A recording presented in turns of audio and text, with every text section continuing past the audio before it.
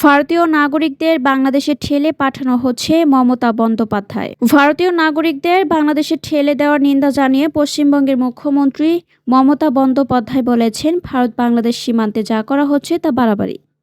সোমবার 9 ডিসেম্বর পশ্চিমবঙ্গ রাজ্যের কোচবিহারে স্থানীয় কর্মকর্তাদের সঙ্গে বৈঠকে মমতা বন্দ্যোপাধ্যায় এসব কথা বলেন।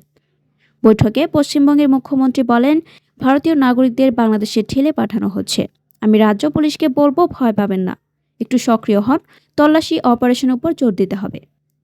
বাসিন্দাদের উপর হয়রানির অভিযোগ করে মমতা বন্দ্যোপাধ্যায় বলেন, কুচবিহার একটি সীমান্ত জেলা, সীমান্তে আইনশৃঙ্খলা পরিস্থিতি বজায় রাখতে হবে। কোনো বাড়াবাড়ি সহ্য করা হবে না। কেউ বাংলা বললেই সে বাংলাদেশি হয়ে যায় না। বাংলাদেশ একটি দেশ এবং পশ্চিমবঙ্গ একটি রাজ্য। মমতা বলেন, উত্তরপ্রদেশের অনেকে উর্দু বলেন, পাকিস্তানিরাও উর্দু বলেন।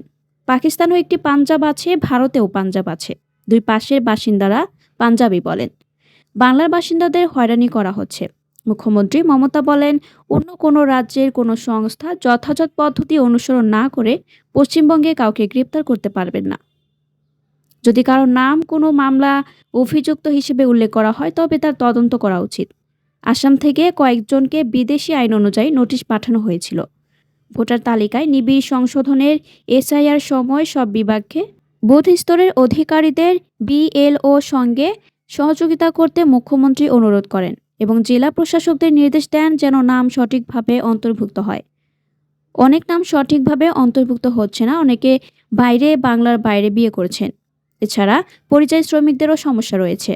রাজ্যের উত্তরবঙ্গে যাওয়ার আগে কলকাতায় মমতা লোকসভায় বন্দে মাতারাম নিয়ে আলোচনার সময় বঙ্কিমচন্দ্র চট্টোপাধ্যায়কে বঙ্কিমদা হিসেবে উল্লেখ করায় বিজেপির কড়া সমালোচনা করেন। তিনি বলেন, আপনারা যা মনে করেন তাই করেন। আগেও রাজ্যসভায় ঘোষণা করা হয়েছিল, জয় হিন্দু বন্দে মাতারাম চলবে না। আমি শুনলাম তারা নেতাজি, গান্ধীজি, রামমোহনকে পছন্দ করেন না। আপনারা দেশের ইতিহাস জানেন, তারা বিজেপি কি বাংলার অবদান সম্পর্কে জানে? পরবর্তী সংবাদ দেখার জন্য আমন্ত্রণ এবং সাবস্ক্রাইব করে বার্ড নিউজের পাশে থাকুন।